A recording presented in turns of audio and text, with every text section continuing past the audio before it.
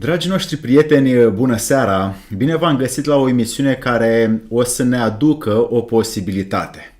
Împreună cu Adrian Cranta în această seară o să intrăm în tainele pe care lumea Orientului îndepărtat, mai ales taoiștii, chinezii, japonezii, și-au însușit-o încă de mii de ani și am văzut și o parte de prin zona Palestinei încă din vremurile biblice, când și Adam, și Set, și Enos, și Kenan, și Iared, și Matusalem, și Noe aveau vârste pe care astăzi nu prea le mai mirosim noi deloc. Înainte să intrăm în subiect, aș vrea să fac așa o mică mulțumire pentru toți participanții la trafic din această seară de pe drumul național 1 înspre Brașov, care au împânzit efectiv tot Bucureștiul și am avut pentru mine a fost cea mai murdară zi din viața mea, pentru că am mers pe bicicletă printre niște mașini care tot scuipau acel carburant și gudron și praf pe care l-am înghițit cu stoicism, pentru că trebuia să ajung acasă ca să-l întâlnesc pe bunul meu prieten și dragul meu prieten Adrian Cranta ca să facem această emisiune împreună. Și am zis că hai să pedalez mai repede ca să încerc să ajung la timp și să mă și schimb de haine și să mă și spăl. Ei bine, am ajuns la timp și pentru cei care își doresc să mai iasă din când în când pe bicicletă și nu doar să stea cu fundul lor plin de stofe scumpe într-o hardughie de metal de circa 3-4 tone, ar fi bine să mai pună și uneori din când în când pe două roți ca să reușească să-și mai dea jos ceea ce o să-i oprească din longevitate. Ei bine, în această seară am zis că vreau să punem această tainică emisiune doar pentru aceia care au făcut deja demersuri, care au început să facă ceva ca să-și cunoască potențialul. Pentru că foarte mulți oameni aud de o viață prelungită, de o viață lungă, de o viață care să merite să zâmbim și la 115-118 ani ca un copil. Însă e doar un vis frumos și o utopie pentru aceia care nu fac nimic și doar se bucură de plăcerile efemere ale vieții, iar pentru aceia care sunt întru totul devotați și determinați, cum și Adrian Cranta este și este o dovadă a faptului că vârsta lui nu este cunoscută, a faptului că se poate. Ei bine, în această seară, longevitatea o să fie pe primul loc și o să încercăm să introducem toate elementele necesare ca să reușim să fim întru totul serviabili pentru acei oameni care își doresc să intre pe acest drum lung al vieții, pentru că atunci când avem o viață lungă putem să ne realizăm spiritual, să adunăm experiențe și să încercăm să ne punem în slujba vieții toate funcțiile pe care noi le avem înăuntru. Și recunoștința, și mintea, și emoția, și slujirea și așa mai departe, încât să putem să fim exemple pentru faptul că se poate. Ei bine, și eu, și Adrian Cranta, și poate și unul dintre voi își doresc această minunată vârstă a poate peste 100, să spun, doar dacă începem încă de pe acum, chiar așa încă de ieri, să prevenim, încât să reușim să ajungem printr-un mindset, printr-o ofrandă emoțională față de Dumnezeu și printr-o alimentație care trebuie să genereze celule noi în fiecare zi. Este un subiect foarte greu, așa că vă așteptăm cu întrebări, vă așteptăm cu poate dovezi pentru aceia care vor să-și depășească condiția, să nu mai fie niște simpli oameni mediocri care să stea în umbră și să moară triști. Vrem pentru voi când ajunge acel timp al vieții să se termine, să avem zâmbetul pe buze și să mulțumim vieții pe care noi am primit-o că s-a terminat, am învățat tot ce se poate din ea și după aia mergem mai departe. Așa că, Adrian Cranta, să știi că eu știu foarte bine că tu ești pe acest drum și n-am niciun dubiu, așa că pentru mine ești un model de a duce longevitatea mai departe să fie reală și îți mulțumesc că ești un exemplu pentru oamenii care ne cunosc. Bună seara! Bună seara, Alexandru, bună seara tuturor. Mă bucur din nou pentru această întâlnire și subiectul mi se pare deosebit. Este într-adevăr un subiect extraordinar, esențial care chiar merită să îl discutăm, merită să intrăm pas cu pas, așa cum frumos ai spus, și să vedem ce anume aduce nou, ce anume este specific perioadei secolului actual. Titlul, într-adevăr, este un titlu care se vrea deosebit și chiar va fi deosebit pentru că conținutul va fi plin de valoare. Până la urmă, orice întâlnire a noastră este o întâlnire la care spectatorii, prin întrebările pe care le pun și le aplică, ei creionează un drum al valorii. Deci dacă vorbim despre longevitate, da, este un subiect fabulos pentru că am întâlnit mulți oameni care au studiat această longevitate și am întâlnit mulți profesori pe care vârsta pur și simplu i-a uitat. Adică unii născuți în sfârșitul secolului XIX și care încă sunt bine mersi, trăiesc bine mersi, predau, au elevi, au o mulțime de preocupări și au niște obiective foarte înalte. Dacă vorbim despre longevitate, ar trebui să vedem de fapt ce înseamnă longevitatea, ce înțeleg oamenii prin longevitate. Ca să înțelegem longevitatea, trebuie să înțelegem procesul de îmbătrânire. Și am văzut deja că una din întrebări se leagă de acest proces de îmbătrânire. Ce este procesul de îmbătrânire? Ca să înțelegem acest lucru, o să vin cu un exemplu foarte simplu, în care oamenii, toți cei care ne văd, ne ascultă, să-și imagineze că își fac o poză la prima mână.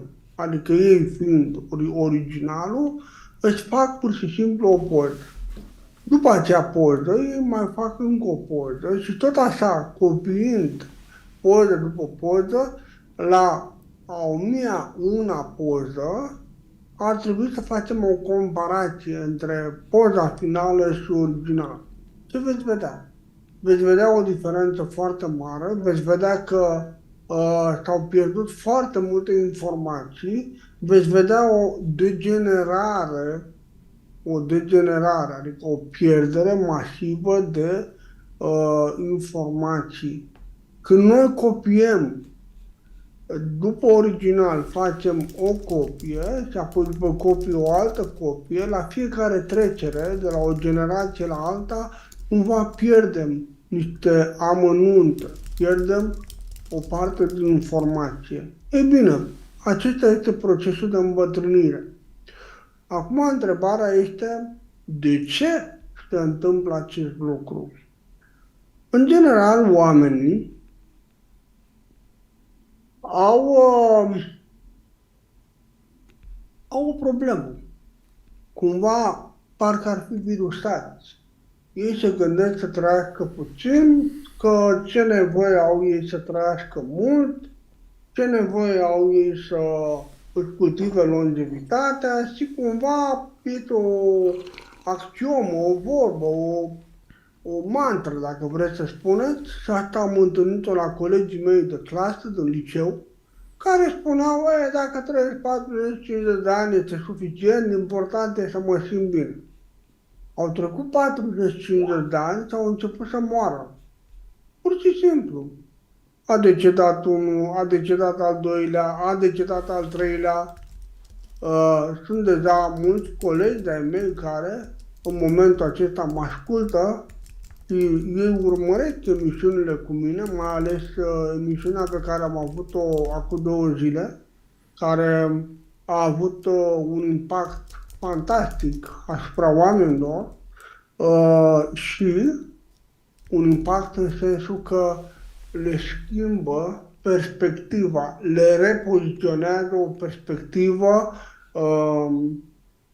care intră în rezonanță cu un înalt cel, un înalt ideal.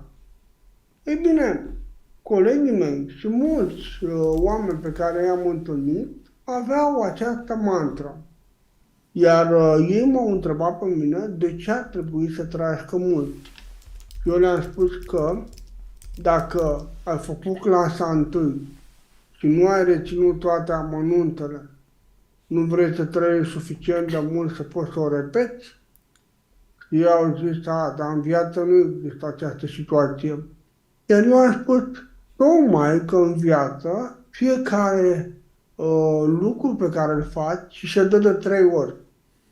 Adică ți se dă de 3 ori șansa să recuperezi, să înveți, să mergi mai departe. Ei au zis, cum e posibil lucrul acesta? Imaginați-vă că voi sunteți copii. Aveți prima șansă pentru a trăi viața unui copil. A trăi, a gestiona, a învăța și a te dezvolta ca și copil. După un timp, devii adult. Și în mod cert au fost multe pasaje ale copilului din tine pe care le-ai sărit, pe care nu le-ai învățat, pe care nici măcar nu le-ai dat atenție. Și atunci vine viața și îți mai dă o șansă și zice, mă băiete, ia căsătorește-te tu, ia fă tu un copil și când îți vine copilul, vei trece alături de el prin multe faze, multe secvențe, multe recapitulări la anumite lecții ale vieții pe care poate nu le-ai primit, poate nu ai fost atent, poate nu ai vrut să le primești. Și atunci este a doua șansă. Deci nouă ni se dau copii pentru a putea să recuperăm ceea ce am pierdut în propria noastră copilărie. Uneori, suntem într-o situație ingrată, în sensul că viața, societatea, ne acaparează cu totul obligațiile și nu putem fi alături de copii într-un totul. Și atunci, cumva, viața zice, mă, totuși ești un om bun, ai ajutat cât ai putut, ai făcut cât ai putut pentru copiii tăi, pentru familia ta, pentru semenii tăi, pentru apropiații tăi, hai că îți mai dăm o șansă. Și copiii tăi cresc, se căsătoresc și dintr-o dată te trezești că ai nepoți. Deci iată că e pus în situația a treia oară, a treia șansă să trăiești alături de un copil și să recuperezi, să repeți momente ale copilului pe care tu le-ai pierdut. Deci, iată cât de frumos viața se gândește la noi. Iată cât de frumos și uneori poate nici ca bunic nu reușești să recuperezi acea perioadă a copilăriei, să înveți acele lecții ale copilăriei. Și atunci, dacă ai un înalt ideal, un înalt cel, dacă înțelegi exact de ce trebuie să trăiești mult, ți se dă a 4-a și a 5-a șansă. Aceste șanse sunt șanse speciale. Nu toată lumea le are. Unii oameni sunt geniali și totuși trăiesc foarte, foarte puțin. Aduceți-vă aminte de un mare poet, Nicolae Labis, care a scris Moartea căprioarei, extraordinar, impactant, un mesaj atât de viu, atât de vibrant, care în perioada când noi eram mici, învățam la școală și aveam această poezie în manualul de română, ne-am întrebat de ce acest om a trebuit să trăiască atât de puțin. Și ca el, mulți. Să nu uităm un mare artist marțial, un mare filozof, Bruce Lee, care la 33 de ani a plecat. Și mulți, dacă noi mergem la nivel înalt, nivel spiritual, până și Iisus, la 33 de ani, a avut acea transformare, acea trecere, acea renaștere, acea mutare într-un alt plan. Deci, iată că sunt și situații în care trăiesc puțin. Dar întrebarea rămâne aceea. Procesul de îmbătrânire este un proces de degradare și el este asigurat de neatenție. Neatenție, nu gestionăm corect viața noastră. Sunt câteva etape pe care ar trebui să le gestionăm corect. Somnul, hrana, cum bine spui, apa și, bineînțeles, capacitatea de a își face ordine în suflet, de a-și face ordine în procesele minții și a-și face ordine în viață, în relația ta cu cei apropiați, în relația ta cu familia, în relația ta cu oamenii care au preocupări asemănătoare cu ale tale. Gândiți-vă că omul seamănă foarte mult cu un telefon. Dacă, acum se și spune, de exemplu, să zicem că mergem mai mult, la un alt nivel, nu telefon. Telefonul are o baterie mică și asta e. Dar noi mergem la un sistem, să zicem, de un sistem care convertește energia solară în energie electrică. Și ce spune acest sistem? Vrei să-mi prelungești viața? Și tu zici da. Atunci ajută-mă să nu mă descarc mai mult de 40% și să nu mă încarc mai mult de 85%. Deci vrei să spui că și dacă te încarci prea mult te poți uza. Da. Ai vorbit frumos despre Tao. Tao înseamnă curgere. Când un om este prea încărcat, el se blochează. Și când un om este prea descărcat, el se blochează. Atunci, omul ar trebui să încarce în măsura în care există curgere de energie prin el. Deci iată că dacă mergem la un sistem mai avansat, vom vedea că oamenii vin și spun nu lăsa sistemul să scadă sub 40% ca energie, ci nu lăsa sistemul să se încarce peste 85% ca energie. Dintr-un foc, noi avem un reper valoros. Acum, noi vorbim despre un concept, conceptul anti-aging. Conceptul anti-aging, de fapt, ce înseamnă? Înseamnă să faci totul pentru a încetini procesele metabolice în așa fel încât durata de viață să fie din ce în ce mai lungă. Deci, anti-aging înseamnă cum să faci să încetinești procesele și să nu trăiești pe repede înainte.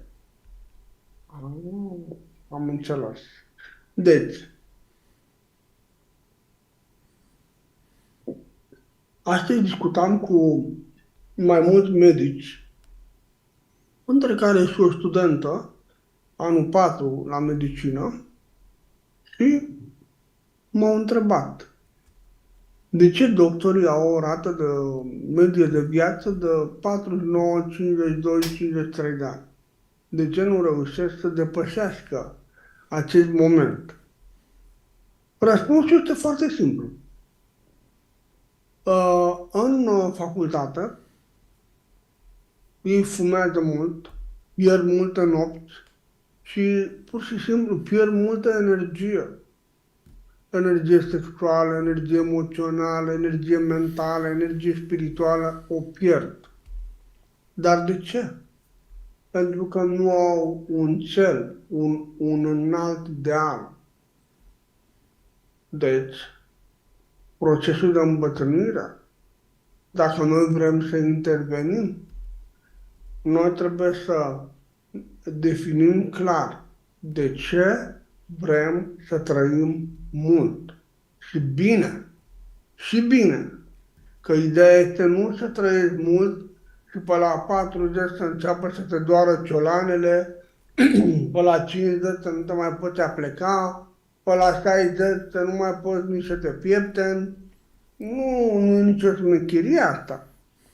Și de fapt toate acestea nu arată decât creșterea nivelului de inflamație la nivelul corpului. Pentru că inflamația ce este? Ca și edemul, este un proces de manageriere unei stări de criză. Inflamația este o prietenă de-a noastră care ne ajută, încetinește lucrurile și ne ajută, ne oferă timp ca să luăm măsuri și să corectăm. Adică să eliminăm cauzele și să reoptimizăm procesele. Această inflamație ne dă 5 șanse. Prima șansă este că crește temperatura, adică calo. A doua șansă, dacă noi nu am reglat încă treaba, să înroșește zona respectivă, rubor. A treia șansă, dacă tot n-am făcut nimic, atunci apare dolor, durerea. La durere mulți se mobilizează, mulți încep să se întrebe, dar ce-i cu mine, ce s-a întâmplat? Și cei care nu se mobilizează ajung în faza de tumor, adică umflătură, se umflă. Dacă nici atunci nu se mobilizează, sistemul este suficient de inteligent și zice, bă, nu se prinde. Omulețul ăsta nu se prinde și atunci ce face? Trece în etapa 5, funcția lexta, adică începe să anuleze toate funcțiile care sunt considerate de lux. Tu mai vrei să te reproduci? Am șters funcția asta. Tu vrei să mai ai relații intime? Am șters și funcția asta. Tu vrei să fii un om creativ? Am șters și funcția asta. Și șterge și toată energia care reușește să o salveze, o pune în slujba întreținerii vieții, că poate o să-ți dai seama că ceva nu e în regulă cu tine și atunci o să faci ceva. Și mulți oameni se întreabă cum să gestioneze acest proces inflamator, cum să reîntoarcă înapoi corpul. Ca să ajungem la inflamație, ne întoarcem din nou la această biologie ascunsă, ne întoarcem din nou la fiziologia electrică a corpului. Deja sunt mulți oameni care citesc această faimoasă carte a lui Robert Becker, Dr. Robert Becker, și anume Corpul electric. Și mulți care mă caută, mă sună, vin la cursuri, vin în tabere și care zic, Doamne, viața mea s-a schimbat. Dar în același timp, mai avem și oameni care sunt nerealiști. Nu putem să facem noi o mantră, ceva și să neutralizăm otrava. Ba da, în principiu se poate, numai că ți-a vreo 50 de ani ca să te pregătești să ajungi la momentul în care tu să poți neutraliza. Sunt 50 de ani, dispar de 50.000 de ori. Cumva și tu trebuie să fii la fel de înțelept cum e corpul și să găsești variante în care să poți să-ți economisești energia și să-ți oferi timp. Foarte mulți colegi de-ai mei care sunt pasionați de medicina energoinformațională, medicina integrativă, de practicile spirituale, sunt nedumerit de ce sunt sunt de acord cu medicina alopată. Și tot timpul le zic, dragilor, medicina alopată e un lucru foarte, foarte bun, foarte, foarte necesar. Dar de ce? Pentru că medicina alopată, în situații de criză, de urgență, în situații acute, îți oferă un timp.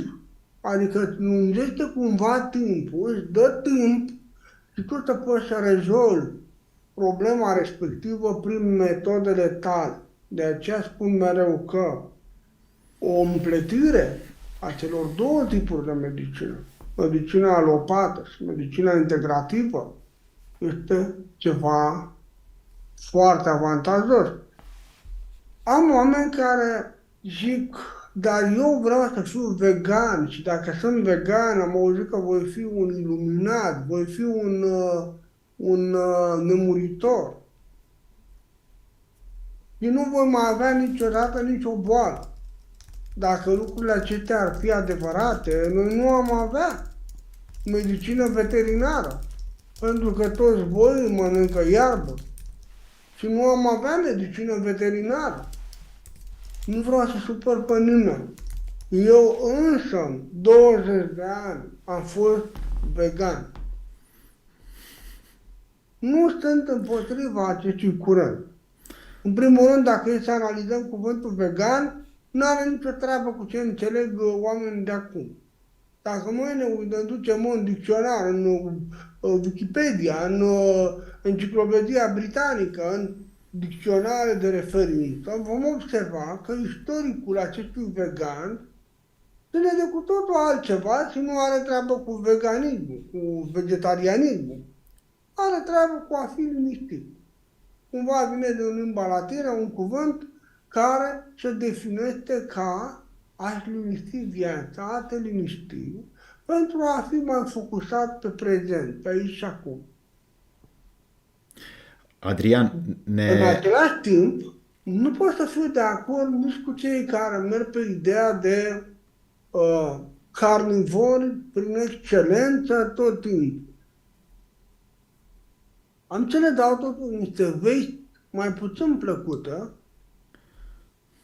și anume, tot procesul de pregătire, de la alegerea unui animal, până la sacrificare, până la preparare, este total greșit. Adică nu se ține cont de vechile tradiții. Din cauza asta, colesterolul o ia razna, poate încep să o ia razna. Și atunci stai și te întrebi, de ce culturile milenare, cum ar fi cultura evrească, cultura arabă și alte culturi din Orient, au niște protocoale bine definite privind consumul de carne. E o diferență enormă, enormă. Am avut un prieten, un domn, care a zis, eu nu pot să renunț. Sunt oameni care nu pot renunța. De exemplu, Dalai Lama, actualul Dalai Lama, el a fost ajutat să trăiască de un profesor, unul din cei 3 profesori al lui Wang Liping, cu care am învățat, l-a ajutat în sensul că el era într-o situație critică și a spus, corpul tău nu are capacitatea de a sintetiza aceste substanțe. O să ai nevoie să consumi carne toată viața ta. Deși tu ești Dalai Lama, tu ești un budist, tu ești... Asta e. Deci, omul s-a adaptat și trăiește și acum. Deci, nu pot să fiu de acord nici cu acești consumatori de carne prin excelență, pentru că nu asta este cheia. Totul este moderația. Am profesori care au 130, 150 de ani și practică arte marțiale și sunt foarte bine. Și, normal, am multe filme cu ei. Să vezi ce face un maestru Shaolin la 130 de ani, la 150 de ani, de performanțe extraordinare. Dar acestea sunt pentru oamenii care cu adevărat au ajuns la un anume nivel și poți să împărtășești cu ei. Deci, ei ce spun? Ei spun așa, că dacă devii fanatic într-o direcție sau în cealaltă, risci să ai probleme mari de sănătate. În momentul în care am stat și am învățat la Shaolin, acolo erau două categorii de călugări. Călugării soft, care practicau arte marțiale, dar ca obiectiv principal era partea de iluminare, partea de practici spirituale, și călugării hard, care consumau carne, deci erau consumatori de carne, dar și așa ei consumau cu moderație, nu hartane. Adică foloseau carnea ca și un condiment, nu frunzele ca și condiment. Deci, iată că noi avem niște noțiuni destul de eronate despre consumul proteinelor animale. Încă un lucru important. Cine reglează necesitatea? Pentru că și un corp, cât ar fi de sănătos, dacă îi dai cantități mari de carne, l-ai terminat. Să ne aducem aminte de bunul simț al poporului român. Mulți, în general, cei care sunt la 80, 70, 60, chiar și 50 de ani, poate și 40, nu știu, au apucat acele momente când mergeau la țară și la țară, o dată pe săptămână se mânca carne. În perioada când nu era post. Dar o dată pe săptămână, duminică, se întâlneau și era un mare eveniment. Tot o dată pe săptămână, pe atunci, în anii 60, noi copii, mâncam ceva dulce. Dar ceva dulce făcut de atunci în casă era o chestie pentru mulți copii de acum destul de fadă. Mi-aduc aminte când am fost prima dată în China, am plecat cu niște oameni care veneau din Occident, care erau dependenți de dulciuri. Și am ajuns noi în Shanghai și căutau înnebunit să cumpere ciocolată și nu găseai nici trăgând cu tunul. Apoi au vrut să cumpere orice, bomboane. Până la urmă au găsit ceva ca un fel de fructe confiate, dar erau atât de slab ca și dulce, încât erau mai mult acrișoare decât dulci. Și mâncau și plângeau de supărare. Și atunci am înțeles ceva esențial. Ei sunt foarte atenți cu mâncatul verdețurilor, foarte atenți cu mâncatul fructelor. Deci foarte, poate cei mai atenți cu mâncatul dulciurilor. De ce? Dulcele este alimentul care scade cel mai repede testosteronul la un bărbat și dă cel mai repede peste cap echilibru, triada feminină, anume estrogen, progesteron, testosteron. Am mulți elevi pe care i-am pregătit. Unii sunt campioni mondiali, alții campioni olimpici, alții sunt în Hombu Dojo, în Tokyo, în Japonia. Și toți au observat că în perioada în care mâncau dulce, la testele de testosteron, pur și simplu o luau la vale de nu se vedeau. Testosteronul ăsta, mulți cred că este doar pentru mușchi, doar pentru sex. Nu. El este un element important pentru producția de DMT. DMT, molecula spiritului. Ce cu DMT-ul ăsta? Noi avem o linie de neurotransmițători. Data trecută am vorbit despre faptul că corpul se conduce pe două linii. Linia hormonilor este o linie ca un fel de releu, care, odată ce l-ai setat, el continuă să meargă așa. Și linia rapidă, aceea fiind linia lentă, linia rapidă este linia nervoasă, linia sistemului nervos, care tot timpul poți să faci corecții și dacă ți-ai luat mâna, s-a oprit totul. Adică trebuie să fii atent să dirigezi mereu și mereu acel proces. E bine, când noi vorbim de neurotransmițători, noi vorbim de, pe de o parte, de hormoni, pe de altă parte vorbim de colesterol. Colesterolul este mama vieții. Hormonul este recipientul vieții. Pentru ca noi să putem construi hormoni, avem nevoie de un colesterol înalt, mare. În medicina actuală se vorbește doar de faptul că colesterolul rău și colesterolul bun. Și mulți se întreabă de ce colesterolul rău ajunge să domine și colesterolul bun e aproape ineficient.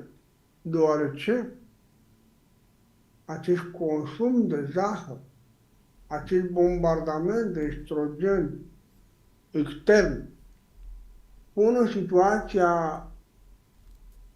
într-o situație dificilă corpul și el va branșa, va trece de pe colesterază pe aromatază.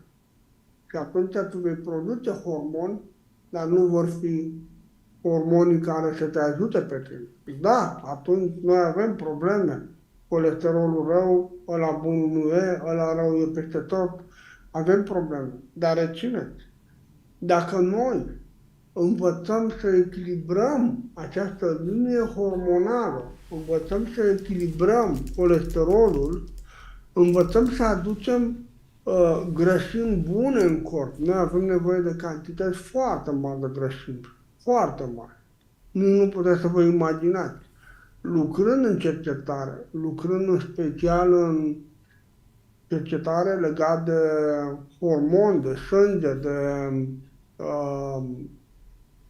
impactul câmpurilor de joasă frecvență și de joasă putere asupra fiziologiei umane, am văzut că chiar și un telefon construit pentru distanțe mari, care are un șar destul de mare, peste 0,35,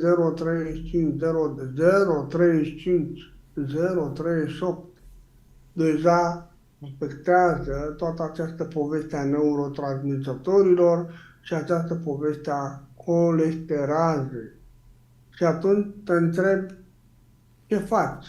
Că, bun, nu mai poți să faci copii, ok, nu mai merge sexul, hai, ok, dar dacă tu nu mai mergi deloc, nu mai poți să creezi, asta e de fapt prima cădere. Că prima cădere nu apare că nu mai faci copii sau că nu mai poți să faci sex. Nu, prima cădere este că nu mai poți să fii un om soluție la întâlnirea cu oamenii care vin cu multe probleme. Nu te mai poți transforma dintr-un om problemă într-un om soluție. Și atunci, da, este o problemă. De aceea spun mereu că dacă vrei să faci ceva pentru longevitatea ta, că vrei să faci ceva pentru a preîntâmpina îmbătrânirea, trebuie să gândești la toate toți acei factori care interacționează cu tine. Da, mâncarea este importantă, apa este importantă, somnul este important, sexul poate este important. Dar ce te faci dacă nu poți să te protejezi de electrosmog? Dacă nu înveți să te deparazitezi de acest electrosmog? Țineți minte, corpul uman, în general, cam tot ce este viu pe planeta Pământ, este afectat de acest electrosmog. A crescut de mai bine de 2 milioane de ori din ultima măsură. Prima măsurătoare, 1902, au măsurat și au văzut electrosmogul. Și apoi au măsurat prin anii 2000 și electrosmogul deja depășise cu mult, 1.985.000.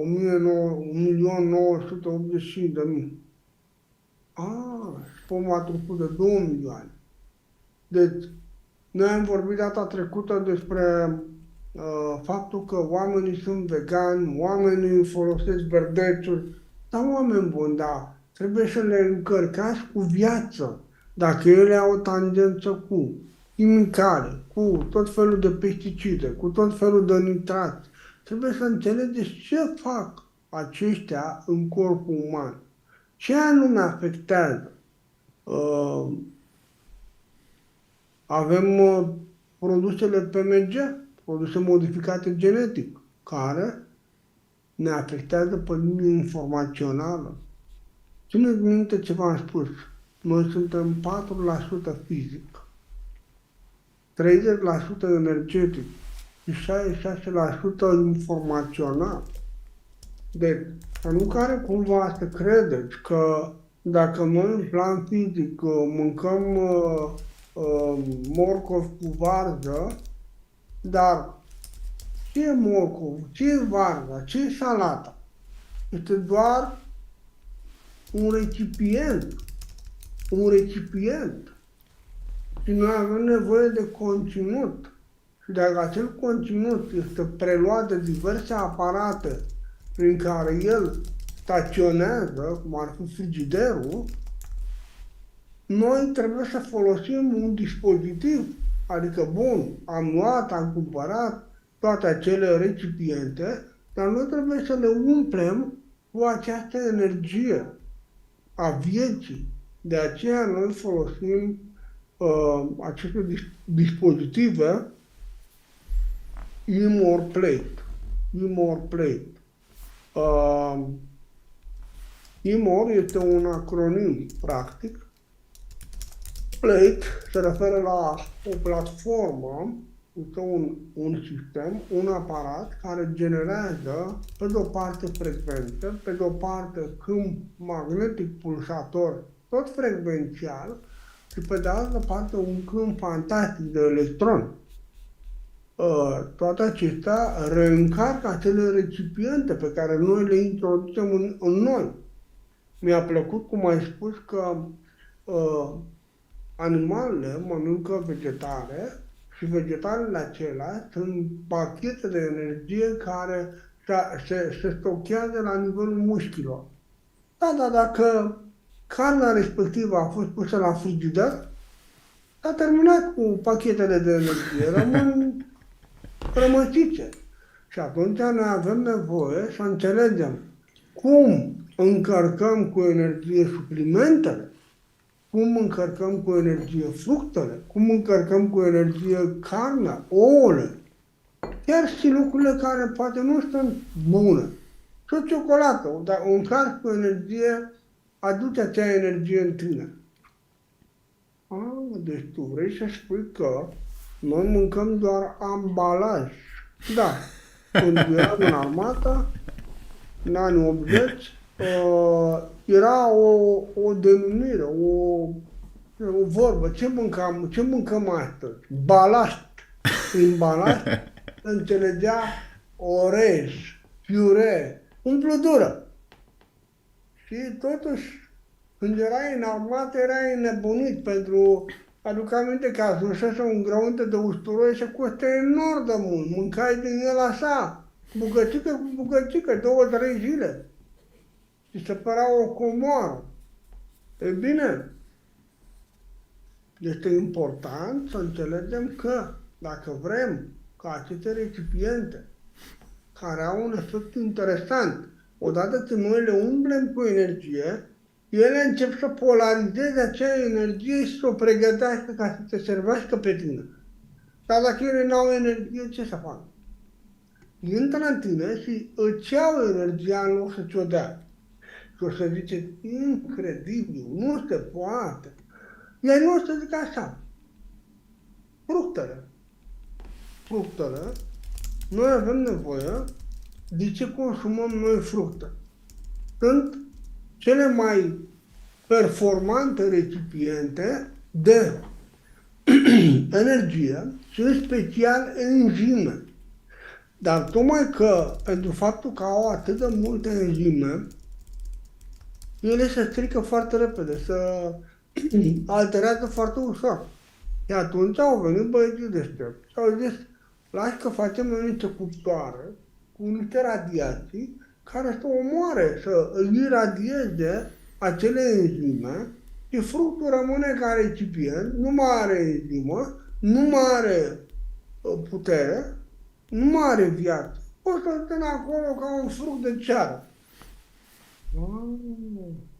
Deci, noi, practic, luăm doar mașinăria, ambalajul, fără acel produs viu care să fie polarizat și să se poată lucra cu el să ajungă în noi. Da. Și atunci, dacă noi luăm fructele acelea fără enzime și le mâncăm, cum se vor digera ele? Că o digestie necesită enzime. Păi simplu, vor prelua enzime din organele tale. Îți vor drena organele de enzime și se vor consuma. Când nu o să mai poți, asta e. Nu o să mai poți. Ai terminat, gata, s-a terminat, game over și pleci. E destul de dureroasă treaba, deci fructele, indiferent cum ar fi, noi trebuie să le încărcăm recipientele. Ele sunt recipiente și omul este un recipient. Și omul este un recipient, da. Și atunci noi trebuie să le încărcăm cu energie și suplimentele care sunt pe bază de plante trebuie să încărcate cu energie ca să poți să activezi principiul activ și să-l multiplici. Pentru că principiul activ este ca un general, dar capacitatea de multiplicare a comenzii generalului este dată de structura ierarhică care este sub general și marea masă a armatei, care se va mobiliza să facă ce a spus generalul. Și Napoleon a spus, deși voi considerați că eu sunt celebru și deștept și faimos, fără generalii mei și fără armata mea, eu n-aș putea face mare lucru. Și s-a dovedit în perioada de 100 de zile, când el a revenit, nu a avut niciun ajutor și atunci a pierdut tot. Deci, când noi vorbim de longevitate, noi vorbim de capacitatea de înțelegere a faptului că suntem recipiente și că, da, putem face și singuri încărcarea corpului. Putem să aprindem cu mâinile noastre un foc, putem să zburăm cu puterea gândului, dar toate acestea necesită zeci de ani de pregătire, de specializare. Nu putem spune că omul face în prima lucru ăsta. Dacă un om se gândește la știință, la cunoaștere, la un proces de formare, se gândește, de exemplu, la medicină. Medicina este o facultate, dacă nu ai pasiune, e dificilă. Arhitectura, dacă nu ai pasiune, e dificilă. Și Politehnica este dificilă. Sunt facultăți grele, unde ai nevoie de pasiune. Dar ce vreau să spun? Că poți să termini medicina și să nu poți să vindeci un om. Să nu poți să tratezi un om. Să nu poți să-l aduci din nou la normal. Poți să faci arhitectură, să nu fii capabil să-ți construiești o casă. Păi de ce? Păi mai ai nevoie de 10-15 ani ca să poți să devii operațional, ca să devii stăpân ai nevoie de 20-30 de ani. Și dintr-o dată viața a trecut. Și când tu ești la cel mai înalt nivel să poți să dai mai departe, societatea zice, ia treci tu la pensie, ești la pensie, hai, nu e nevoie de tine. Dar tu atunci ești deja super esențializat și poți să dai extraordinar de mult. Și asta îmi spuneau profesorii mei, că abia după 65 de ani, 55, 60, 65, ești capabil să poți să predai și să dai comor mai departe. La 85 deja ești regele junglei. La 90-95 cam te retragi, pentru că deja ai lăsat în spatele tău elevi de putere, elevi puternici. Că îi coordonezi pe ei, dar nu mai ai treabă cu marea masă a oamenilor. Mi-aduc aminte de o colegă de-a mea, reprezentantă a Ginengului pe Europa, îmi trimite un mail în care o cetățeancă româncă scrie că vrea să-l invite pe chinezul acela Dr. Pang să vină la ea acasă să-i facă tratament tăticului ei. Și că îi plătește avionul și o să-i dea diurnă. Nu avea nicio treabă, era perfect nerealistă, pentru că un om ca Dr. Pang, un om care are o școală de 48 de milioane de discipoli, 48 de milioane de discipoli,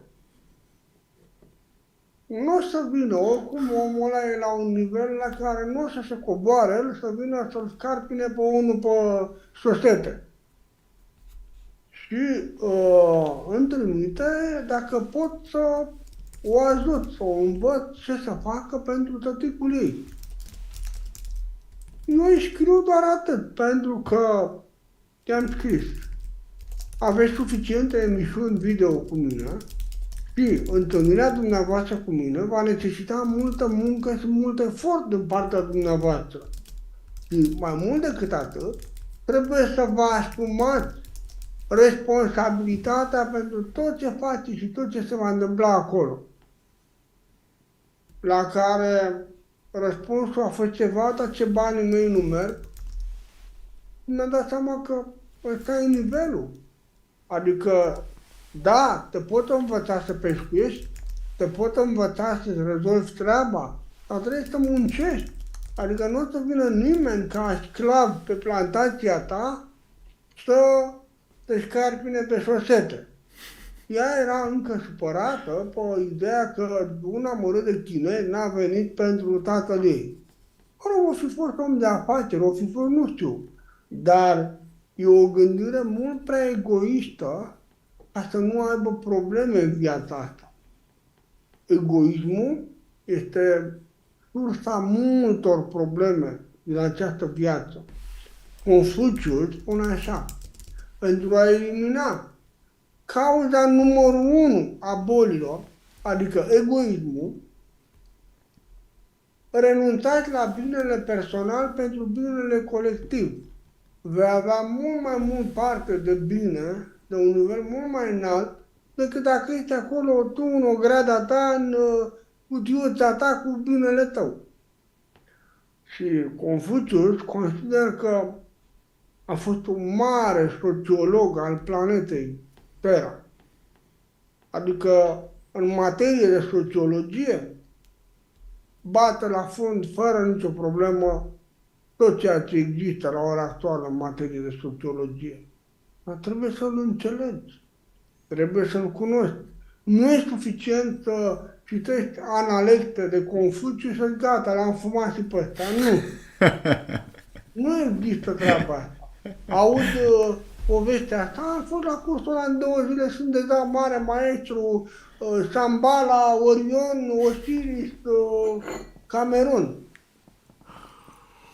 Sunt denumiri forme exterioare pentru a simți că progresezi cu adevărat, ai nevoie să obții performanțe, capacități.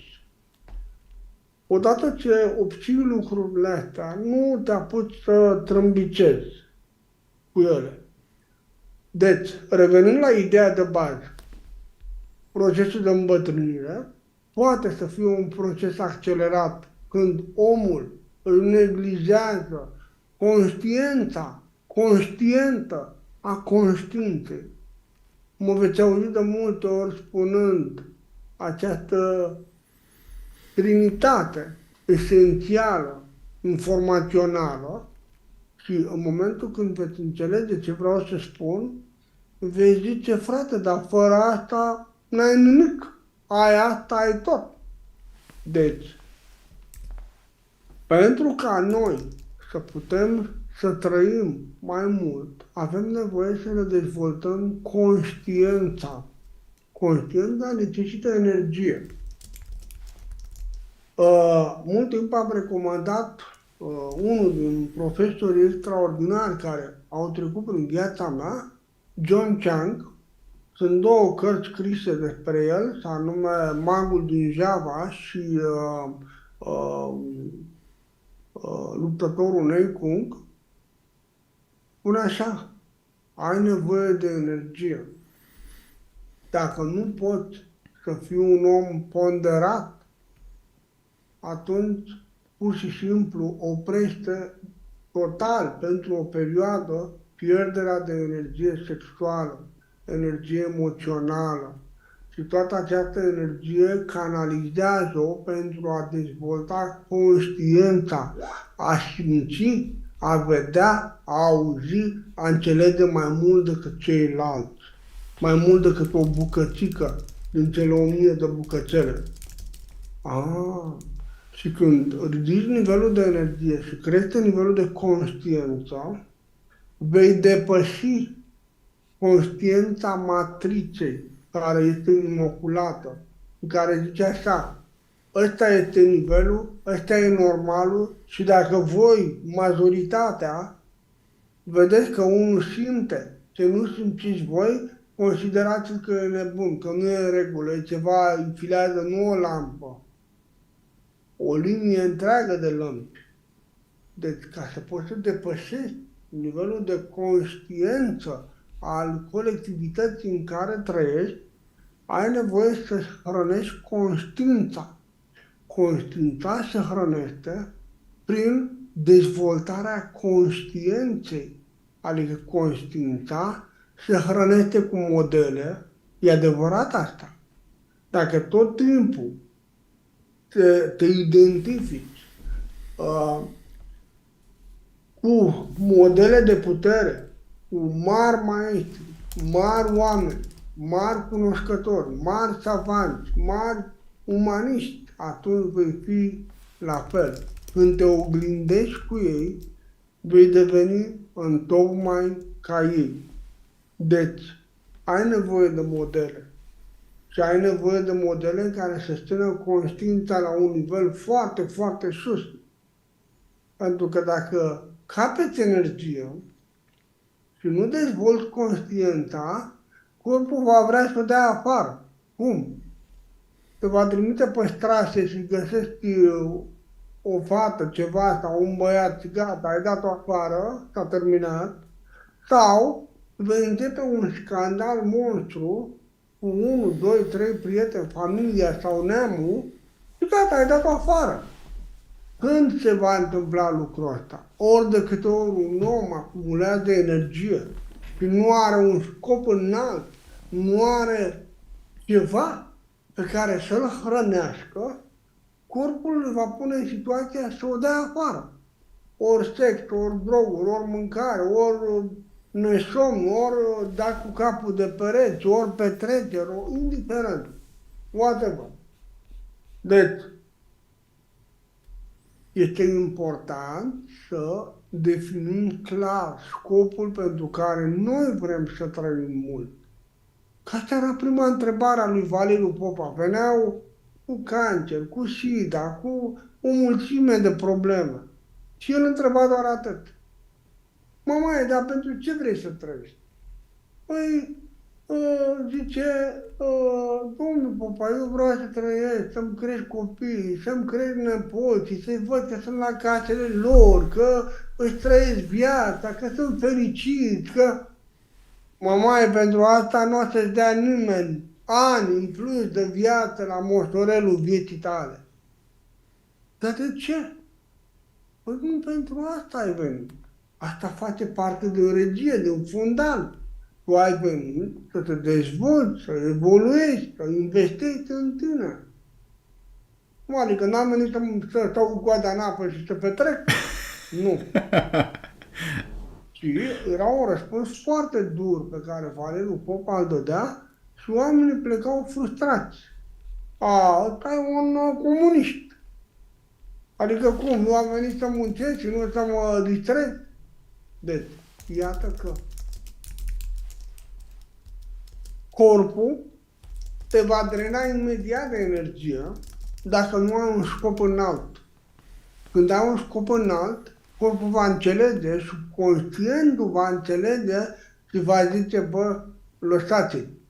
Are nevoie de energia asta pentru că are un scop înalt și nu putem să ne opunem. Deci, trebuie să ai un scop pentru care vrei să trăiești mult. Vrei să trăiești mult pentru tine, pentru societate, pentru familie. Vrei să ai suficient timp să înveți toate lecțiile și să le poți întrupa în marea operă a vieții tale. Adică în marea transformare a vieții tale. Mulți oameni mă întreabă despre pastile, procedee și practici pentru prelungirea duratei de viață.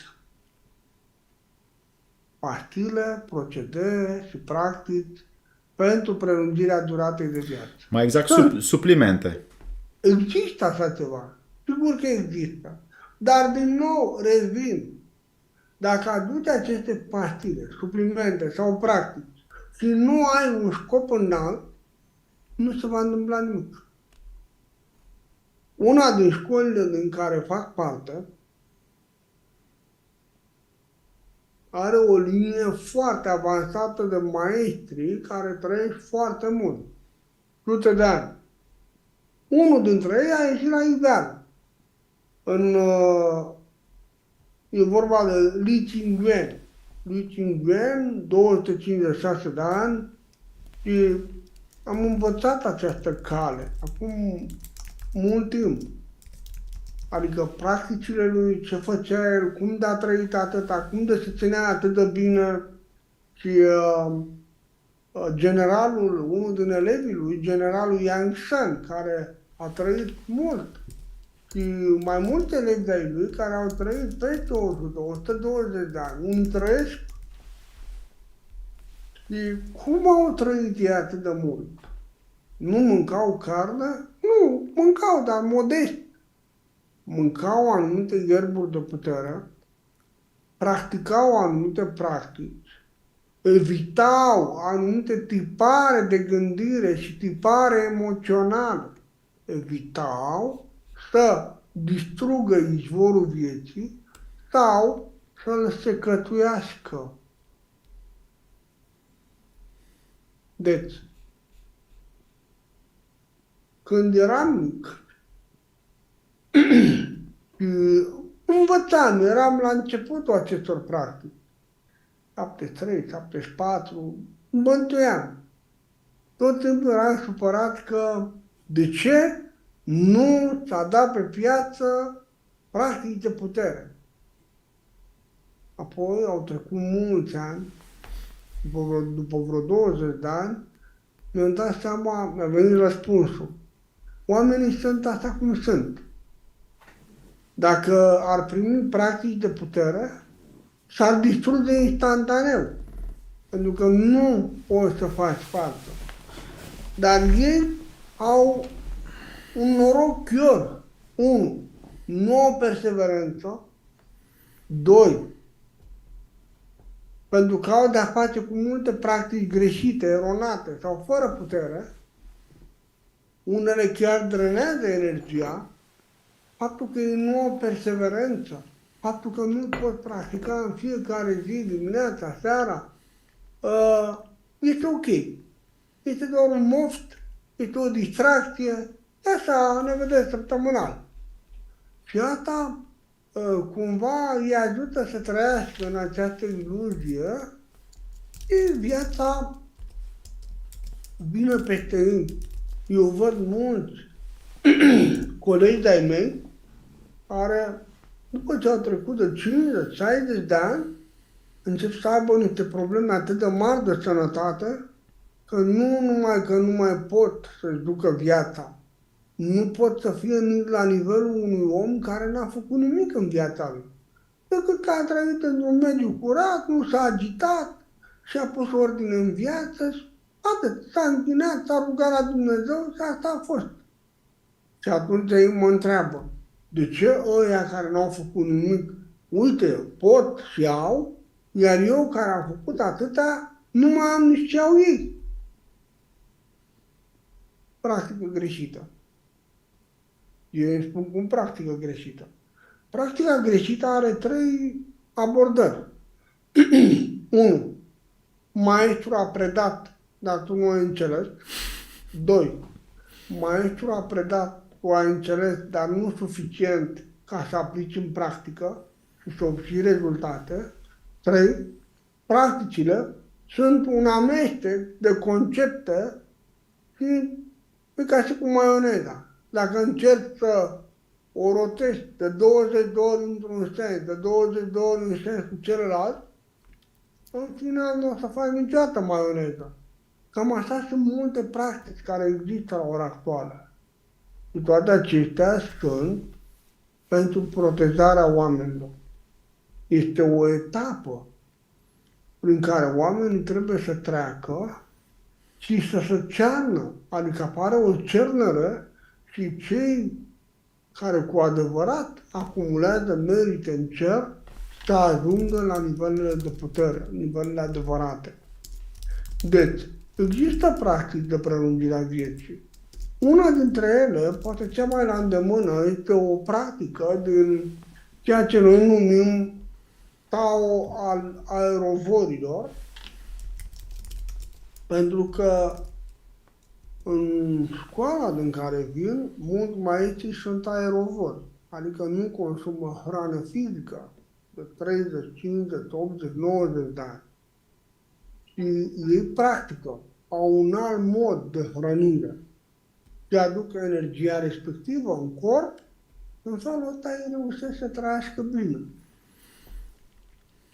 Am zis în emisiunea trecută, în întâlnirea noastră, am zis despre forța vidului, empty force, despre această practică pe care eu o predau în taberele de vară și oamenii văd rezultatele instantaneu, adică după 4 repetări, dacă își face analiza sângelui la microscopie în câmp întunecat, vezi că totul e fabulos, este ca în cărți, ca manualele de fiziologie.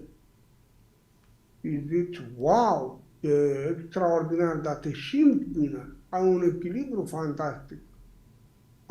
Deci așa va se zică? Da. Deci, acum întrebarea este, care ar fi prima parte de pași pe care un om să-i facă spre longevitate? Prima parte este să nu mai cheltui energia aiurea. Adică să te gândești că ești un investitor, un antreprenor și că valuta ta fortă, chiar așa este, valuta ta fortă este timpul. Deci, cea mai prețioasă unitate monetară în sistemul nostru galactic este timpul. Timpul, noi trebuie să ne gândim. Timpul pe care îl lăsăm să treacă pe lângă noi, trebuie să-l investim și să-l transformăm în alte bunuri valorice. Facem noi lucrul ăsta? Da sau nu? Și atunci, primii pași, noi trebuie să ne organizăm. somnul, mesele, plimbările, mișcarea, studiu, partea de pregătire și avem nevoie și de o parte de respiro. Sigur că avem nevoie.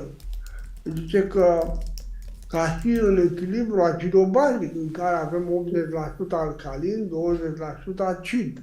Și în viața noastră de toate zilele avem nevoie de 80% muncă sau dedicare și 20% relaxare, distracție, joacă.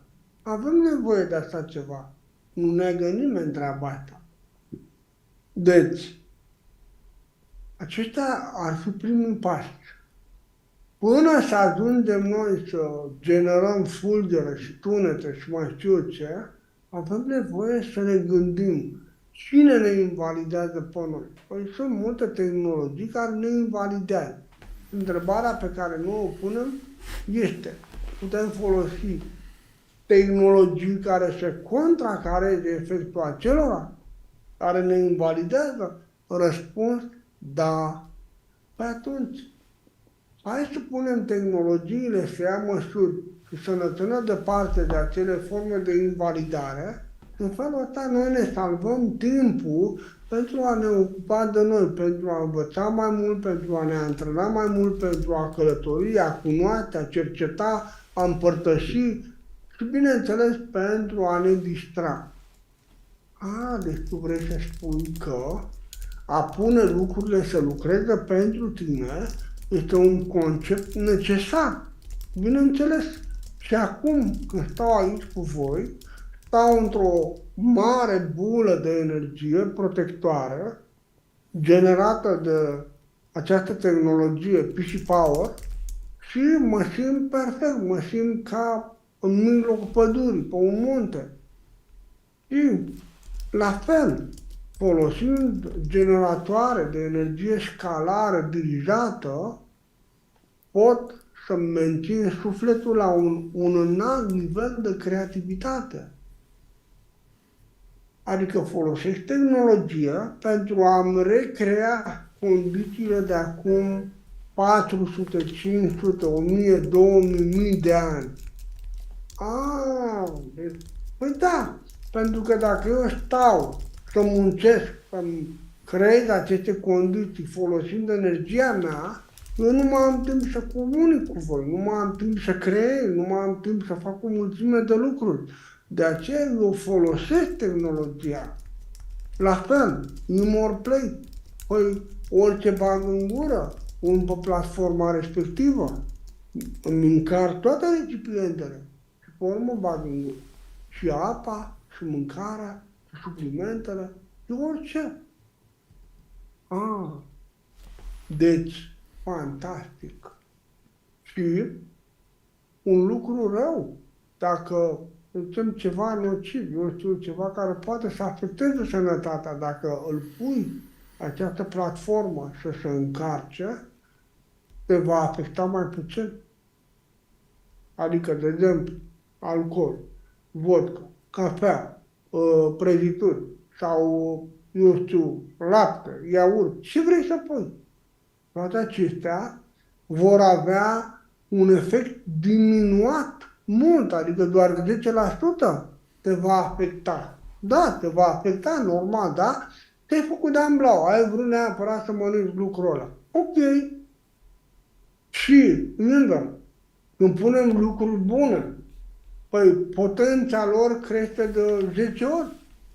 Adică se ajunge la acel nivel aproape de cel pe care îl aveau când erau în mijlocul naturii. Deci am înțeles acum. Deci, când vorbim de alimente și lichide cheie, oamenii căutau fructe pentru că aveau enzime. Și noi când eram mici, mușcam dintr-un măr și într-un minut se negrea. 1 minut, 2, maxim 3. Și alea erau mere bune, pline de enzime. Și mâncai un măr și după jumătate de oră erai mort de foame, deci ghioreau macele. Pentru că enzimele alea începeau să lucreze. Dar acum noi nu mai avem asemenea recipiente pline cu enzime. din contră, mai pierdem enzime. Deci omul căuta fructul pentru acel motiv. Aha, omul caută anumite alimente celebre, cum ar fi, de exemplu, ginseng. De ce ai căutat ginseng? Pentru că conține toate cele 5 linii de electroliți, numai linia primară, sodiu, potasiu, calciu, magneziu. Nu! Ai și linia secundară, terțiară și așa mai departe. Toate cele 5 linii, una din linia de substanțe rare, elemente rare, care când intră în sistem te hrănesc.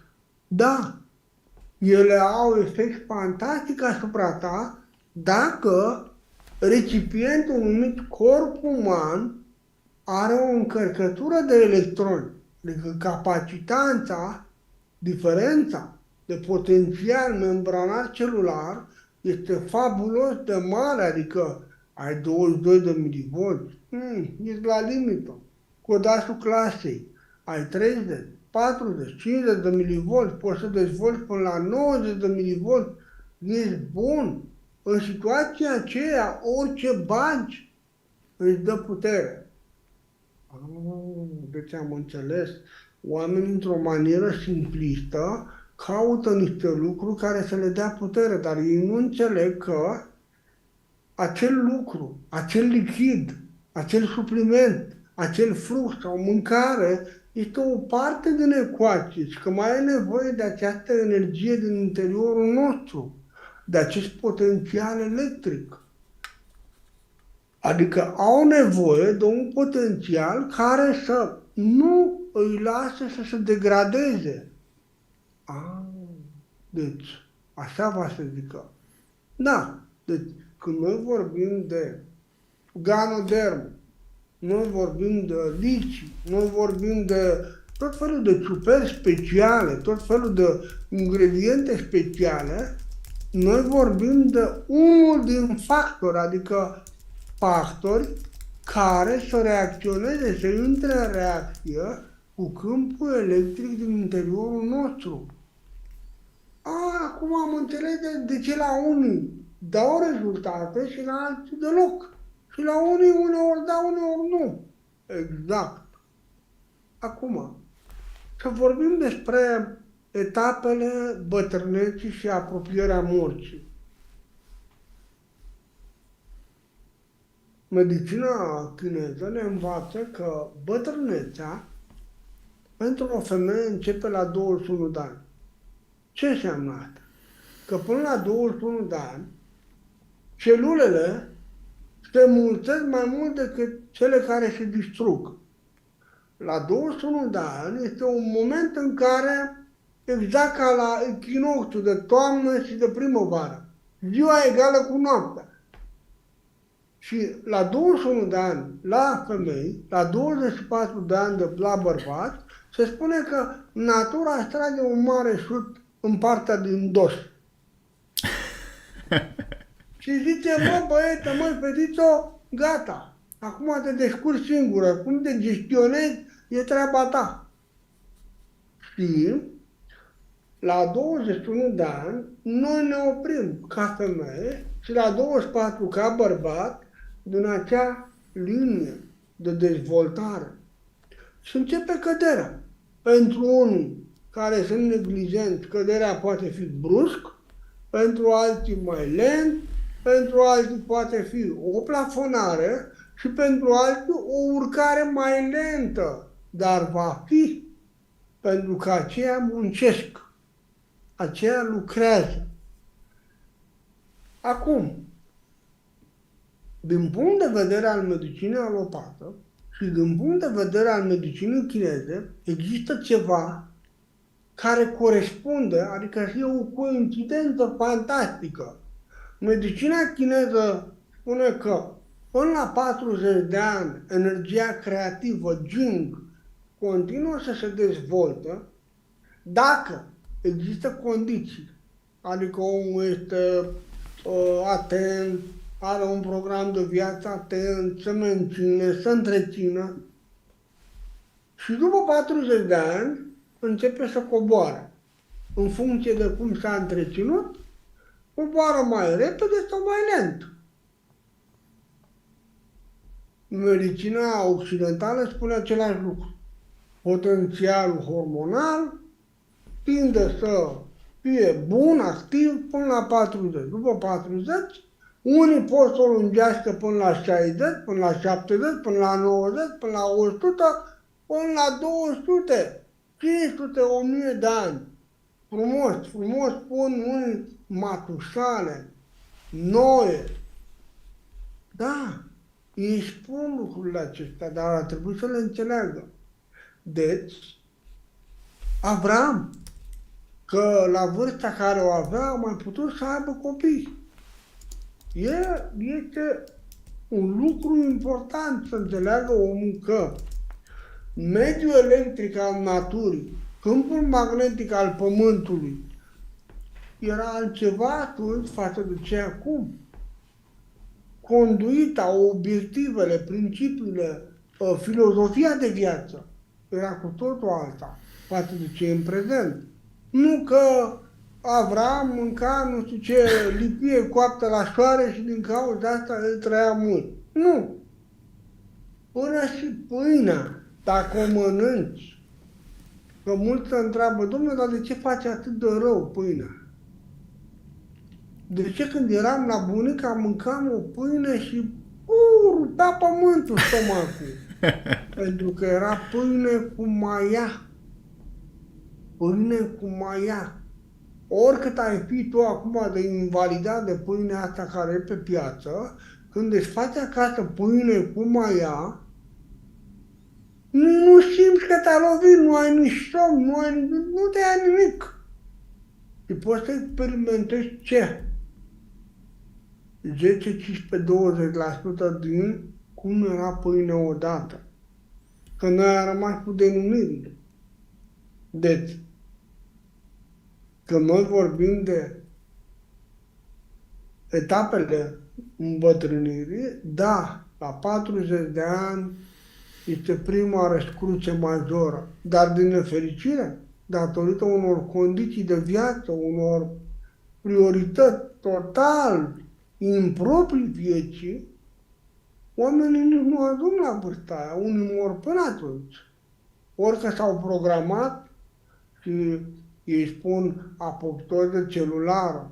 Dar putem că apoptoza asta celulară este condiționată de ADN, iar ADN-ul tău este condiționat de emoțiile tale, hormonii tăi și perspectiva pe care o ții în fața ta, steagul, blazonul, elementele de putere pe care tu te duci, stingi și cu care te hrănești. Am înțeles. Deci, sunt lucruri diferite. Și acum există oameni care trăiesc de mii de ani. Nu mai este o vrăjeală, o legendă, nu.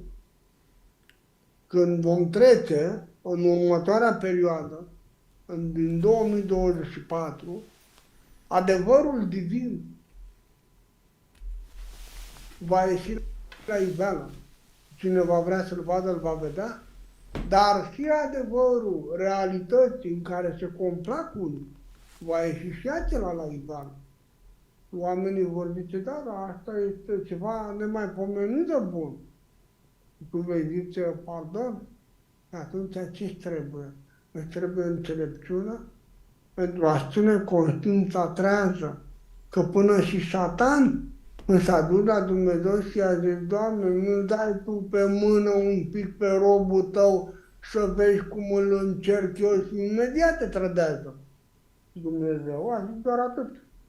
Și îl dau. Dar nu poți tu să-i faci orice.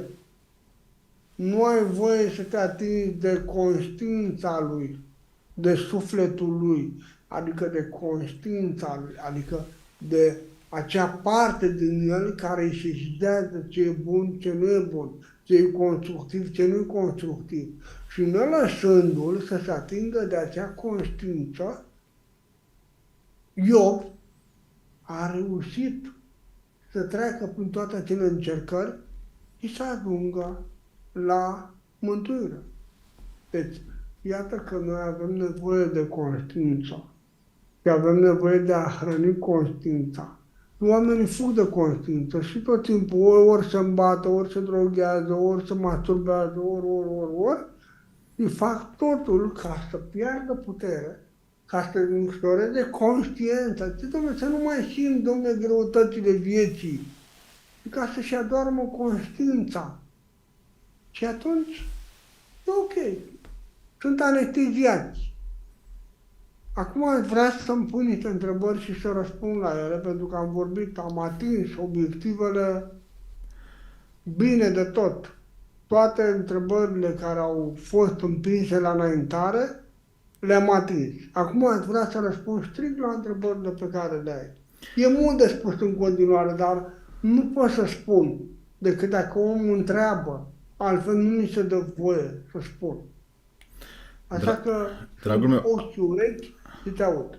a fost o întrebare pe care eu între timp am făcut foarte mult lobby în camera de live chat, pentru că au fost multe întrebări și oamenii au avut interacțiune foarte multă și n-am vrut să te întrerup din flow-ul tău, din energia pe care tu ai depus-o. Până când o să pun prima întrebare, vreau să știu că pe Adrian Cranta îl găsiți pe acest canal de YouTube pe care le vedeți acum pe ecran și are niște videouri extraordinare pe care le puteți vedea. Pe Adrian Cranta pe YouTube găsiți și la Pasea de Sănătate și la alte subiecte pe care le are, și scurte și lungi, foarte, foarte multe lucruri utile. De asemenea, pe acest site pe care vi-l las acum în chat, fitforlife.ro, veți găsi lucruri despre procesul de a trăi mai mult, implicațiile, înseamnă cum să ai grijă de ta sănătate, cum să previi și cum să fii de ajutor și pentru ceilalți dacă înveți preceptele lui Adrian Cranta. De asemenea, îl poți găsi și pe Facebook, pe acest canal pe care tu îl vezi aici, pe care ți-l las în chat. Acum, Adrian, a fost întrebarea lui Lucian Simion mai devreme. Care ar fi, propriu-zis, hai să spunem, 4 suplimente pe care un om le poate lua din comerț pentru longevitate? Pe scurt. Primul supliment, cel mai cunoscut, poate fi ginseng. Din nefericire, nu putem începe să-l luăm în perioada de vară și în perioada de iarnă. Pentru că dacă ginsengul este chiar real, chiar lucrează și chiar are putere, omul poate să aibă probleme foarte mari.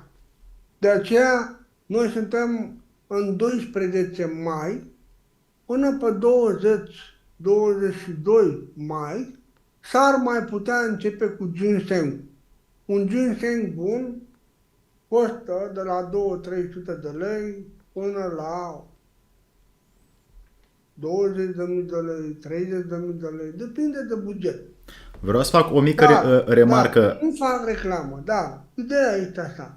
Pentru un om mai modest, care e la început, există produse coreene care sunt chiar bune. Și atunci poți să te folosești de ginseng. Ginsengul e ceva pe care îl poți lua la lung. Niciodată nu începe să iei dacă știi că e vorba de un ginseng real. Ce înseamnă ginseng real? Când am fost în China, mi-am cumpărat de acolo ginseng și am văzut. Ginsengul real, deci rădăcina de putere reală, încălzește sticluța în care ții rădăcina. Deci sticluța este caldă ca la termos. 2. În întuneric are irizații și lumină alb-violacee. 3. Acea lumină pulsează. Deci, și imediat, cum ai pus un pic sub limbă, dintr-o dată simți că îți dispare ceața de pe creier și poți să intri în acea stare de interiorizare. De aceea spun că Da, există și ginsengul alimentar și despre el am vorbit vis-a-vis de prețurile respective. Deci un ginseng bun e de la 200-300 de lei uh, ca o pastă sau poate fi și sub formă de capsule, dar sunt mai slăbuțe și putem folosi. Al doilea remediu poate fi Ganoderma. Ganoderma reishi. Da, poate fi, deci pot fi o mulțime de suplimente. De exemplu, un supliment, o combinație pe care o recomand este cocktailul în pudră proteică de cânepă cu ananas, puțină scorțișoară, o mânuță de alune sau migdale sau caju, nu e nicio problemă. Oleaginoase, nucă. Da, dacă omul nu reușește să aducă potențial de electroni în el, nu va putea folosi la maximum de potențial aceste produse. Și atunci potențialul va fi de 2, 3, maxim 5% din aceste minuni pe care le cumperi și dai atâția bani. Pentru că ești condiționat de nivelul de electroni. Așa cum acum vreo 20-30 de ani făceam emisiuni la radio și vorbeam despre faptul că degeaba ai vitamine și minerale dacă nu îți ridici nivelul enzimatic. Erau niște conferințe pe care le țineam în anii 90-91 pe Romulus, era Casa Pensionarilor. Era acolo un domn, parcă domnul Borș, care organiza conferințe pentru mine în perioada aia și nu numai. El era organizator de conferințe. Și atunci vorbeam despre faptul că degeaba ai atâtea minuni, dacă nu ai enzime, nu prea poți face mare lucru cu ele. La ora actuală spun că dacă nu ai această energie a vieții, nu ai nivelul de electroni crescut, o să iei, dar nu te poți bucura de ele pe de-a întregul. Și asta explică foarte mult diferența de rezultate între un om și celălalt. Deci iată că această combinație, reishi, Ganoderma, ginseng și alimente care aduc zinc organic în corp, cum ar fi stridile, cum ar fi, de exemplu, pudra de furnici negre. Acum să nu cumva să mă trimiteți la ce se vorbește acum. Noi vorbim de medicamente, de remedii care au fost folosite de mii de ani. De exemplu, era o companie chinezească care vindea această pudră de furnică pentru oamenii care aveau probleme cu neuropatia, cu diabetul avansat. Și s-au observat ameliorări și vindecări. Depinde acum și de calitatea acelui produs. Mulți oameni dau vina numai pe calitatea produsului. Calitatea produsului contează în proporție de 20-30% maxim.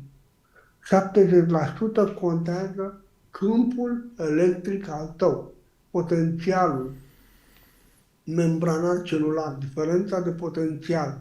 Diferența asta de potențial influențează transportul activ și pasiv prin membranele celulare. Asta este de bază. Acum, dacă cineva m-ar întreba la ce sunt eu atent în prezent, la ce sunt eu atent? Sunt atent la planul informațional și lucrez foarte mult cu acest plan informațional. Dintr-o cu totul altă perspectivă decât ceea ce este pe piață. Sunt atent la planul energetic și la fel, dintr-o cu totul altă perspectivă. Am grijă să pun lucrurile să lucreze pentru mine și am grijă să mă antrenez. Adică să fac ceva pentru mine în fiecare zi. Uneori, viața vine cu multe solicitări și cumva trebuie să găsești variante în care să prinzi un moment să poți să lucrezi și pentru oameni, să poți să lucrezi și pentru tine. Sunt atent la potențialul membranar celular. Acesta este cheia de boltă. Pentru că fără acest potențial poți să meditezi ani de zile, zeci de ani, nu obțin prea mare lucru. Sau poți să mănânci toate ambroziile lumii, iar nu obțin prea mare lucru. Deci, noi suntem niște recipiente. Cineva a venit la mine și m-a întrebat. Sunt un om foarte bogat, am perme, am tot ce vor mușchii mei. Ce aliment îmi recomanzi ca să pot să fiu bine? Și am dat un răspuns care a fost năucitor pentru el. Și am spus, tu ești ca o fabrică, 23 august, și te gândești la personal Tesla. Dar tu nu ai nici portar măcar. Întâi puneți portar, faci personal Tesla, să ai angajat și pe urmă te gândești la ce materie primă să bagi. Stai, păi cum vine asta? Ai o problemă cu flora. La tine flora este inexistentă. O să bagi toate minunile lumii, toate plantele de putere în tine, pentru că nu are cine să se ocupe de ele. Aoleu, da. Și ce trebuie să fac? Probiotice. Cât? Atât. Aha, cât timp? Cel puțin 120 de zile. Și o dată pe zi. Nu. Ori de câte ori mănânci, cu 10 minute înainte e probiotice. Cât? Mult. După 6 luni, abia atunci îți dai seama că ai început să oprești căderea și cam s-a oprit treaba și îți mai trebuie încă 6 luni, un an, ca să poți să urci și ajungi la nivelul de normalitate. Și abia pe urmă să vii la mine să spun ce plante de putere și ce mâncăruri și ce lichide să bei ca să fie bine. A, da. Un alt caz a venit la mine și mi-a spus, eu am ținut cont de partea asta cu flora, dar tot simt că n-am putere. Omul era vegan. Și a spus că problema lui e legată de faptul că nu aduce aminoacizi în corp. Nu are o apă de calitate și nu are proteine de calitate. De ce îmi trebuie mie? Că uite, calul și vaca și boul și numai știu cine nu are nevoie. Greșit. Ele sunt sisteme care sunt calibrate și noi nu suntem ca ele. Ele sunt ele, noi suntem noi. Trebuie să începi să te gândești la acești factori. Aminoacizi. De origine vegetală, da, ok, dar adui în corp. Și i-am dat să lucreze cu pudra proteică de cânepe. După 6 luni de zile, omul a zis, Doamne, dar s-a strâns pielea pe mine și sunt fantastic acum, mă simt bine. Poți să gândești, poți să creezi. Un alt caz a zis, eu am toate bunătățile și bunătățurile, dar totuși simt că nu merge, corpul nu primește. Problema ta este legată de enzime. Trebuie să creezi nivelul enzimatic. Am avut un caz de curând, și anume un om aproape era pe catafalc. Adrian, ajută-mă, fă ceva pentru mine. Ce minuni să iau? La tine minunile nu mai funcționează. Pentru că nu are cine să le proceseze, să scoată ce trebuie din ele. Bun, ce fac? Lucrează cu nervul vag. Ia-ți pisivagus și lucrează cu el de 6 ori pe zi. La 2-3 zile am zis, acum ia-ți PC Lymph Cleanse, adică curățătorul electric limfatic, și lucrează o zi, dar una nu. Ai grijă că trebuie să bei apă, ai grijă că o să dea cu tine de pământ dacă ești slăbit. Vrei să ajungi la un anumit nivel de putere? ca să poți să le folosești cum vrei tu. A fost magistral. În 3 săptămâni era că a fost frumos. După urmă, venind la mine să zic, bun, dar eu acum sunt un om creator, eu sunt o celebritate, eu vreau să pot să creez ca atunci în vremurile mele bune. Ok, atunci ia Black Box și lucrează cu el în fiecare zi. Acum, chiar astăzi a fost la mine. A zis într-un alt om. În decurs de o lună și jumătate, viața mea s-a schimbat total. E vorba de un om cu multă practică, cu un orizont extraordinar, deci un om cu perspectivă, un om cu o înaltă ținută morală, un om cu un bagaj informațional fantastic. Și a zis, acum am înțeles de ce ai zâmbit când eu ți-am cerut un miracol, ți-am cerut un fruct sau o mâncare sau o pastilă care să mă scoată. Păi degeaba le aveam. Eu nu aveam cu ce să le procesez. Deci, trebuie să ai și dinți ca să poți să rogi lucrul ăla. Că dacă n-ai dinți, degeaba, a zis el. Exact, așa e. Te aud. Să ne întoarcem, că am mai rămas, deci după ai spus de ginseng, ai spus de Ganoderma reishii, acea ciupercă a longevității care se găsește și în medii din România, în diferite prafuri sau substanțe.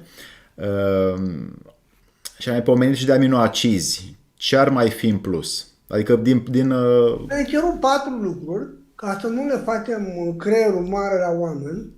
Ți-am dat 4 lucruri și ți-am spus că ele sunt esențiale, dar ți-am spus că rezultatele oamenilor față de cele la care ei așteaptă să ajungă vor fi mici. Eram în China și la un moment dat un om de afaceri cu care eram acolo vrea neapărat să poată să emită fulgere. Neapărat vrea lucrul ăsta. A vrut să încerce. Și a zis, eu vreau să pot să emit fulgere și vreau să levitez. Au zis, ok, îți vom da 10 capsule, toată distracția te va costa vreo $200.000, pentru 2 ore vei putea să faci lucrurile astea extraordinare și nu vei fi solicitat cu nimic. I-au dat aceste lucruri, dar au trebuit să descarce multă energie, multă fulgere de energie în el pentru a ridica potențialul membranar celular pentru ca pastilele, acele guguloaie, să-și facă efect. Și el zicea, mă, am mai luat o pastilă de astea acasă, dar am luat, dar n-am mai putut să fac nimic. Păi și-a lipsit modalitatea de a ridica potențialul membranar celular. Pentru că dacă nu ai muncitorii din corp care să meargă și să înceapă să lucreze cu ceea ce tu îi dai, nu se va întâmpla acel miracol pe care tu îl aștepți. Aici vreau să punctez un lucru. Oamenii cumpără diverse aparate de la mine. Și ei zic, dar nu m-a trăgnit nimic, nu m-a curentat, nu m-a ciupit, înseamnă că nu funcționează. Și eu le zic, tu nu simți, pentru că nu ți-ai dezvoltat această conștiință. Și gândește-te, soarele are o putere atât de mare încât ține planeta Pământ pe orbită. O ține pe orbită, nu o scapă. Simți tu această putere de atracție a soarelui? Nu! Păi vezi, dar ea există. Da? Da. Înseamnă că aparatele sunt bune. Bineînțeles că sunt bune, dar trebuie să lucrezi, să-ți ordonezi viața. Ele îți vor da putere dacă tu nu ai un scop. Ce faci? Devii un tânăr dandy pe strase și te duci după mândre? Nu poți să faci treaba asta. Sau poate ți și dacă vrei tu asta, ok, dar caută să spui ordine în viață, să-ți alegi un nivel, un înalt ideal. Deci, asta e povestea cu oamenii care zic, eu nu simt, înseamnă că nu există. Păi tu nu simți nici măcar gravitația Pământului cum trebuie. Și nu simți atracția Soarelui. Și multe altele nu le simți. Și nu simți când e luna plină și când e luna nouă. Ce pot eu să zic ție de simțire? Că este o practică, se cultivă, se dezvoltă în timp. Deci, 4 lucruri sunt importante pentru oameni. Acum, întreabă-mă ce ar trebui să evite oamenii ca să nu se invalideze de tot. Și atunci spun, alimentele care produc mucus, cereale, lactate, sau mâncăruri făcute ieri, alaltă, mâncate mâine, poimâine.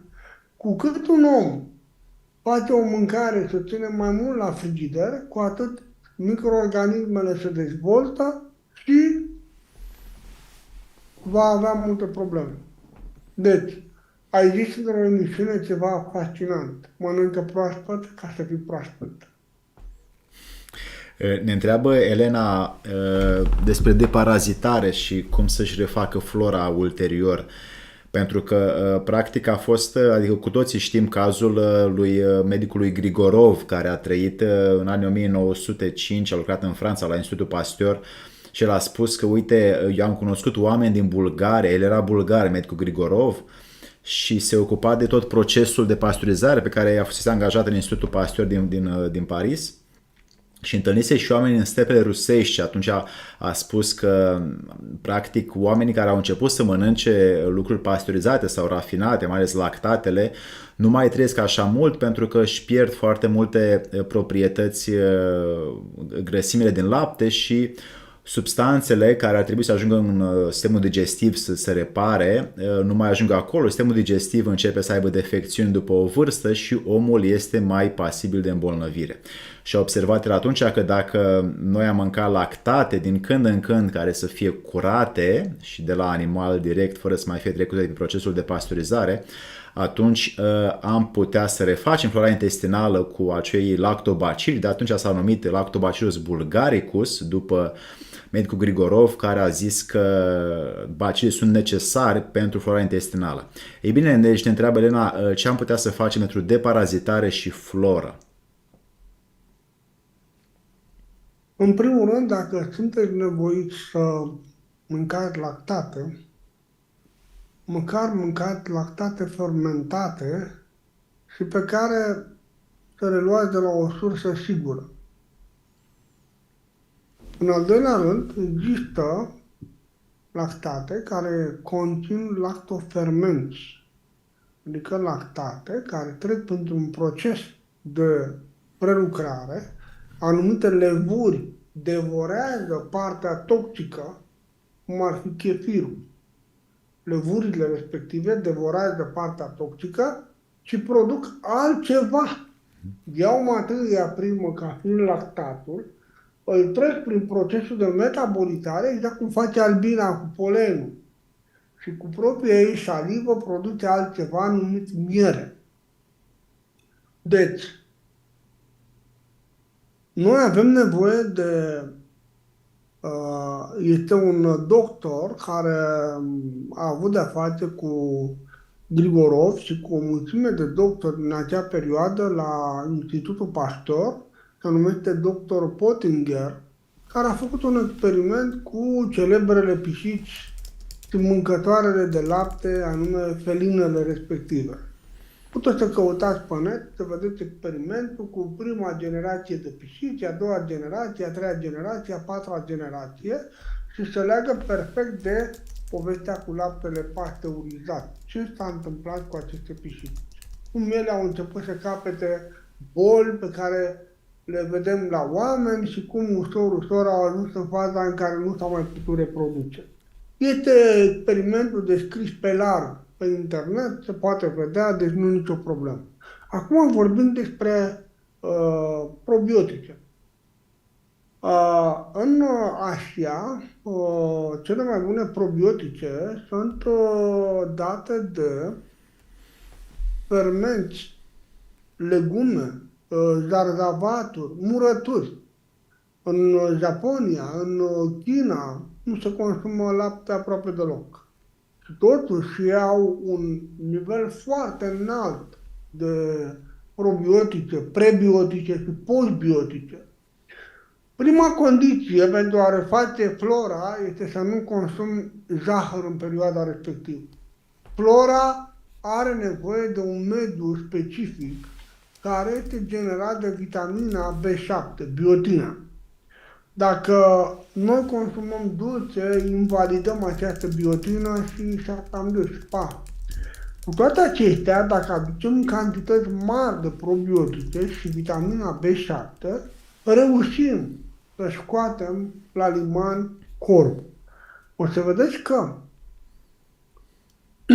probioticele cele mai spectaculoase, care costă mii de euro, aduse din Germania, nu au nicio treabă cu acidofilul bulgaricus sau termofilul sau nu. Au de-a face cu alte microorganisme care recrează echilibrul florei din organism și reactivează partea legată de genele ascunse ale noastre. Sunt multe de spus aici, pentru că toate acestea sunt cursuri, se învață în săptămâni de zile. E greu să spui în 3 cuvinte lucruri, pentru că pot fi interpretate în multe feluri și oamenii să nu aibă chiar rezultatele scontate. Așa că, pentru ca să dezvolți o floră bună, ai nevoie mai întâi să produci o deparazitare bună. O deparazitare bună o poți produce urmând metoda Hulda-Clark și, în același timp, în perioada respectivă, evitând păinoasele, lactatele și proteinele, bineînțeles dulciuri. Și, în același timp, poți dezvolta cele 4 linii și linii de deparazitare, și anume linia orală, ceva din gură, adică calea digestivă, 2. Calea electrică sau musculară, 3. Calea plasmatică, portorul unor generatoare de plasmă, 4. Calea informațională și 5. Calea divină. Toate cele 5, când noi vorbim de calea informațională, vorbim de a ridica nivelul imunității la o perspectivă suficient de mare ca să facă față la a pune ordine în sistem, în corp. Ai nevoie de calea orală, dar șmecherii fug și se adăpostesc în mușchi, folosești calea electrică, dar șmecherii se adăpostesc în oase, folosești calea plasmatică, dar șmecherii se adăpostesc în așa zisele unghiuri moarte, vei trimite comandouri după ei și atunci șmecherii vor migra în alt plan. Și e o întreagă teorie frumoasă despre paraziți, dar poate într-o altă emisiune. Acum, deja simt că ne-am apropiat de final și aș vrea să încheiem cu a răspunde la o ultimă întrebare. Am o întrebare foarte importantă pentru care vreau să și punctăm mai multe lucruri, dar o să sintetizezi tu ultimul lucru. Ei bine, arta de a muri. Pentru că este o emisiune despre longevitate și n-ar trebui să includem și asta, dar o includem pentru că toți vom ajunge acolo. Mai devreme sau mai târziu, tot e normal să trecem într-un alt plan, pentru că nu putem să stăm doar în clasa întâi. Uite ce frumos, exact când am adus acest subiect, tu te-ai defocalizat de pe cameră ca și cum tu nu vei muri, ca și cum tu nu o să mai fii. Uite ce frumos s-a întâmplat exact acest, că Adrian Cranta n-a făcut nimic, efectiv camera lui s-a defocalizat când eu am adus acest subiect, ca și cum. Eu poate fi un simbol și un semn pentru cine interpretează semne. Bun, acum și-a revenit. Deci, Adrian, pe scurt, ce ar trebui să facă cineva, un om, care știe că mai are puțin de făcut, cât și cei de lângă el, poate cei din familie, ca să-l conducă pe cel care urmează să plece din acest tărâm material în câteva minute. 1, 2, 3, 4 minute. Pot să dau un răspuns în 20 de secunde și e suficient. Există o doctoriță, Elizabeth Kubler-Ross,